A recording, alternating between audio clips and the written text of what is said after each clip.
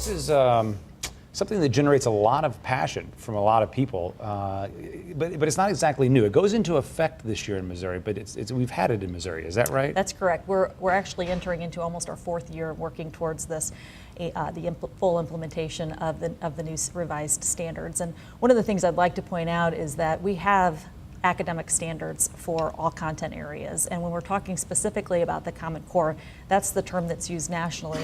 In Missouri, when we call them the Missouri Learning Standards, we're specifically talking about the English Language Arts standards and the mathematics standards when we're referencing the Common Core. So you can use those two terms interchangeably, but it is important to note that we're specifically talking about English Language Arts and mathematics in that. So the others don't apply? We still have them in place, but they are not being revised at this point in time. So the new standards going into play are the English Language Arts and Mathematics. I enjoyed seeing the enthusiasm of the teachers on your previous clip.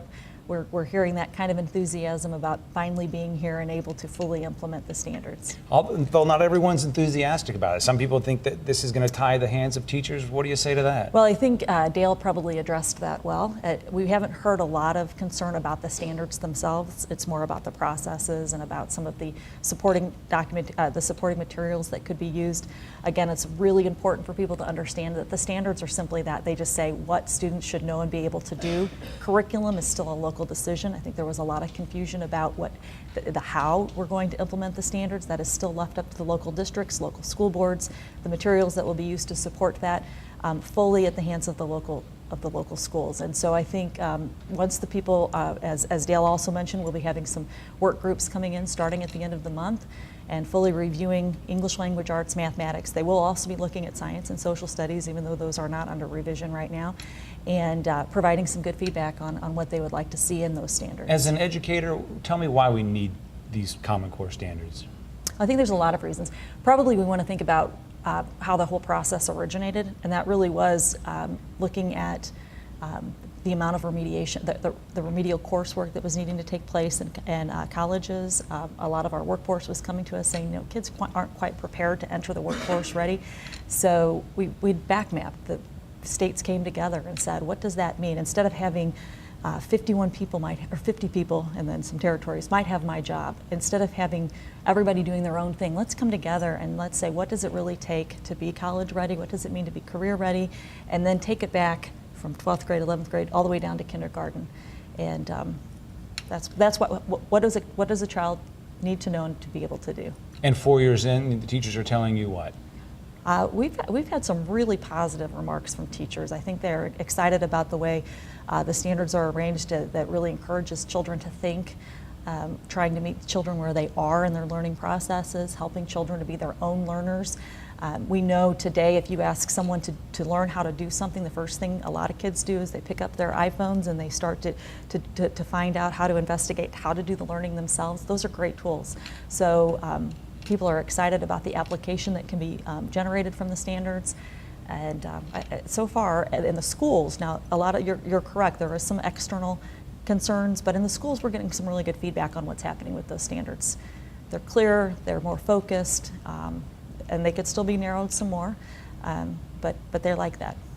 Let's switch gears. We have our newest annual performance scores out. Why is, we hear that 2014-2015 school year is very important in the MSEP world. Why is that? Well, MSEP has been around since 1990, and this is actually our fifth revision of the Missouri School Improvement Program. And when we moved into this new system, it was a pretty major rehaul of the accountability system. And so we said we'll give districts 3 years to acclimate themselves to the new system. We'd like to use multiple years of data, multiple APRs. And so in 2014-2015, that's the first year that we will, at the department's choice, go ahead and make classification recommendations based upon MSIP 5. And those classifications, these scores determine their accreditation status. Correct. Okay, I'm sorry. They do, but we do look at multiple APRs, and we also do want to take into account other measures when necessary, such as the stability and leadership, what's happening with their improvement planning, those sorts of things do come into play. But the overarching way that we make the recommendations to the State Board of Education is by looking at multiple years of annual performance report So why scores. is this year so important? This is a big year because it's year 2. So last year we had reports come out. This is the second year of having it. It's a really exciting year for us in that 56.6% of our districts did show improvement over prior year. So that's a big step for us. 97% of our districts scored over 70% of the points necessary, which would be at the fully accredited level. So our districts are rising to the occasion. They're working hard. They're getting the job done, and we're really excited and pleased to see that. Something we've heard on this show before is that things like MSEP don't take into account things like poverty, mobility, other challenges that teachers face that students are up against.